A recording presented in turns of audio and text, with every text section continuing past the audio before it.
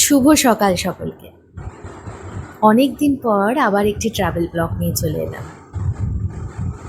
তার আগে জীবন নিয়ে কিছু কথা বলি।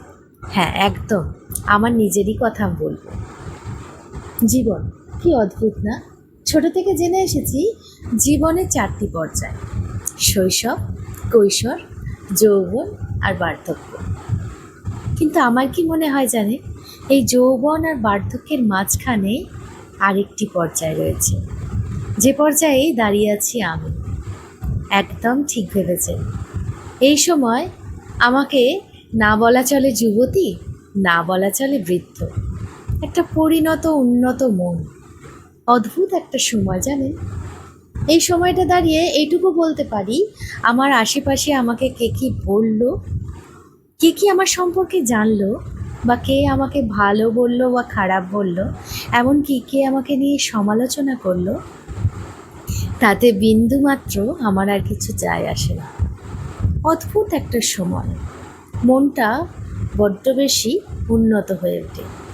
এই যা, এত কথা বলতে বলতে বলাই হলো না যে কোথায় যাচ্ছি আমরা। হোলির 2 দিন ছুটি ছিল, তাই বেরিয়ে পড়েছিলাম। গেছিলাম দীঘায়, কিন্তু এত ভিড় না, একদম ভালো লাগছিল না। ভিড় আমার একদম ভালো লাগে না। তাই হঠাৎ করেই ঠিক করে চলে গেলাম উড়িষ্যা, ভূষণ্ডেশ্বরের মন্দির। একদম নিরিবিলি ফাঁকা জায়গায় একটি শিব মন্দির। অনুভূতিটা অদ্ভুত রকমের, হয়তো ভাষায় প্রকাশ করতে পারবো না। প্রথমত হচ্ছে ফাঁকা, একদম ফাঁকা নিরিবিলি জায়গা। ওখানে গিয়ে যেটি দেখলাম, ওখানে 2টি মাত্র দোকান আছে, সেখান থেকে আপনি পুজোর ডালা নিয়ে পুজো দিতে পারেন। কিন্তু অদ্ভুত একটা জিনিস কি জানেন, আপনি পুজো দিতে যাবেন তার আগেই আপনার পুজো গ্রহণ হয়ে যায়।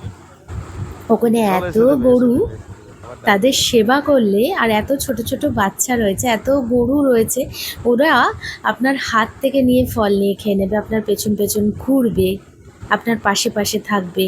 মানে অদ্ভুত একটা অনুভূতি। এই অনুভূতিটা হয়তো ভাষায় প্রকাশ করতে পারবো না। ওই যে বললাম না, জীবনের এই অদ্ভুত পর্যায়টা একটু অন্যরকম হয়।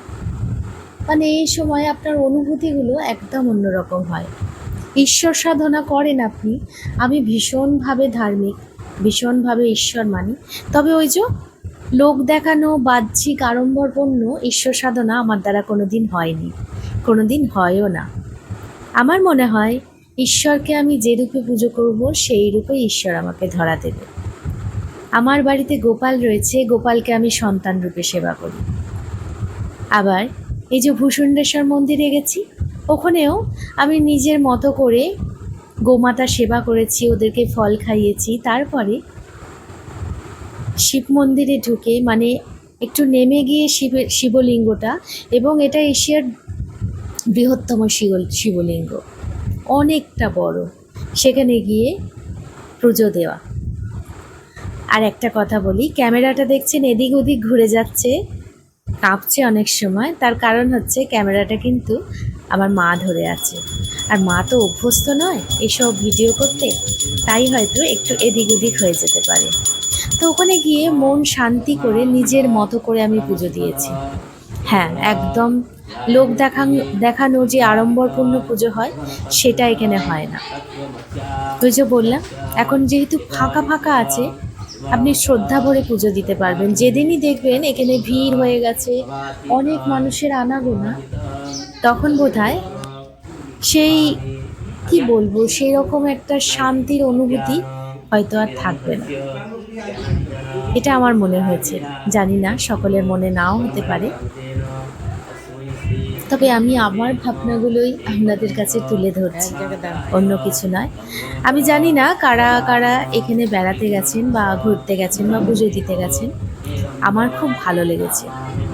আমি, আমার হাজব্যান্ড, আমার ছেলে, আমার মা, আমরা 4 জনেই গেছিলাম, এবং ভীষণ শান্তি পেয়েছি। শান্তি পেয়েছি ওখানে ছোট ছোট বাচ্চাগুলোকে কিছু ফল দান করে।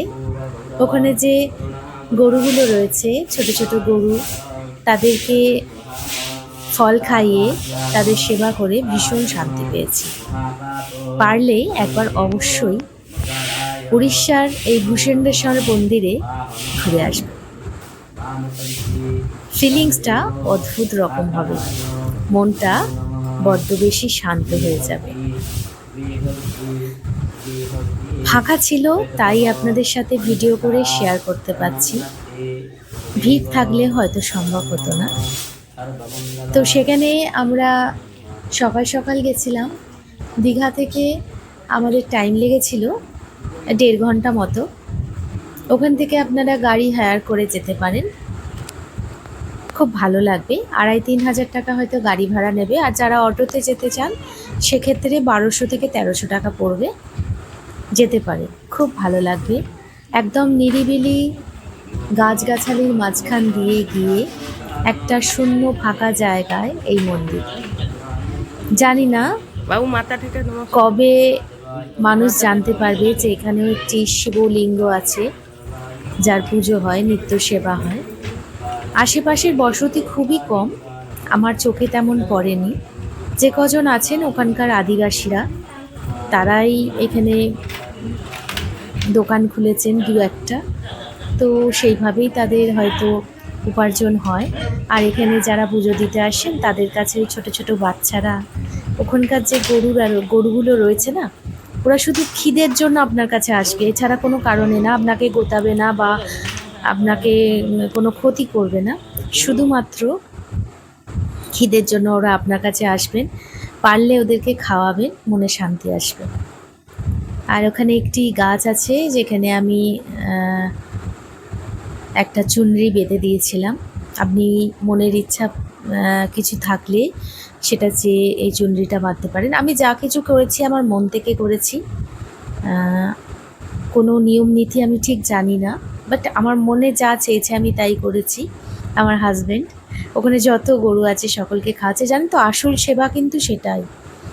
আপনি যদি, আমি চেষ্টা করি যেখানেই যাই পুজো দিয়ে সেগুলো সব বিলি করে দেওয়ার। ওখানে ছোটো ছোটো বাচ্চারা রয়েছে, বাচ্চাদের প্রসাদ দেওয়ার, দিয়ে দিই, বাচ্চাগুলোও খায়। ওখানে দেখছেন এই যে ছোটো ছোটো বাচ্চারা দাঁড়িয়ে রয়েছে, এরা শুধু খিদের তাড়নায় এখানে আছে, অন্য কারণে নয়। তাই এসব কিছু মনে করবেন না, শুধুমাত্র খিদের তাড়নায় একটু খাবে বলে আপনার কাছে আবদার করবে, চাইবে। পারলে ওদের সেবা করবেন, আপনার ঈশ্বর সাধনা সম্পূর্ণ হয়ে যাবে। খুব সুন্দরভাবে দিনটা কাটিয়েছিলাম, সারা দিনটা। আর ওখান থেকেই আমরা রওনা দিয়েছিলাম তারপরে বিচিত্রপুর। তো সেখানের ভিডিও আমি পরে আপলোড দেব। এখন আজকে আপনাদের সাথে এই ভিডিওটি শেয়ার করছি।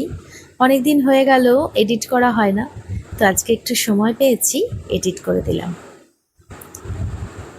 আর যে কথাগুলো বলছিলাম, এই অদ্ভুত সময়টা এসে না আপনার মনের ভেতর একটা অদ্ভুত ধরনের ইচ্ছা হবে যে আপনার ভেতরকার আমিটাকে জানার, ভেতরকার আমি তার যে ইচ্ছেগুলো সেগুলো পূরণ করার। আমার এখন তাই হয়েছে। আমার এখন মনে হয় যে মানুষের এই সমালোচনা, মানুষের এই খোঁচা দিয়ে কথাবার্তা, এগুলো থেকে দূরে থেকে নিজেকে কিছুটা সময় দেওয়া এবং এই সমস্ত নিরীহ জীবদের সেবা করা অনেক শান্তি। আমার সেটাই মনে হয়েছে। আমি জানি না সকলের ইচ্ছা, সকলের ধারণা হয়তো এক নাও হতে পারে। আর একটা কথা বলি, ভিডিওর কোয়ালিটি একটু আধটু খারাপ হতে পারে। ওই যে বললাম, ক্যামেরাটা আমি ধরেছিলাম না, মা ধরেছিলেন।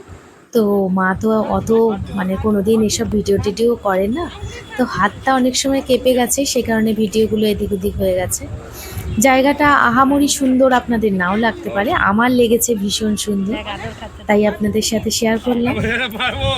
আশা করি ভিডিওটি ভালো লাগবে, আর সকলে এইভাবেই পাশে থাকবেন, সাথে থাকবেন।